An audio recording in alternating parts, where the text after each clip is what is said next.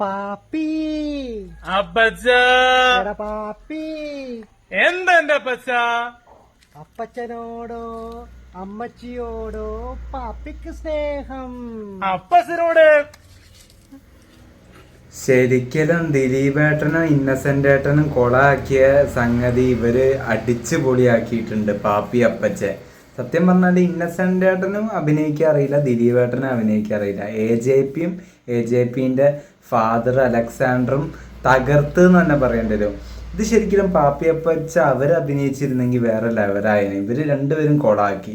സത്യം പറഞ്ഞാൽ വേറെ ലെവലിട്ടോ. AJP അഭിനയിക്കാന്ന് മാത്രമല്ല അദ്ദേഹത്തിന് അറിയാം, പാടാൻ കഴിവുണ്ട്, ഡാൻസ് കളിക്കാൻ കഴിവുണ്ട്, എന്തൊക്കെ കഴിവുണ്ട്. ഇതിപ്പം അച്ഛൻ എന്ന് പറയുമ്പോൾ എനിക്ക് ഇപ്പോൾ പണ്ടത്തെ ഒരു നടന് ശങ്കർ, അങ്ങേരെ വെച്ചിട്ട് തന്നെ കമ്പയർ ചെയ്യാം. അങ്ങേരെ പോലെ തന്നെ ഇങ്ങേരെ ഒരു ലെജൻഡായിട്ടുള്ള മനുഷ്യനാണ്.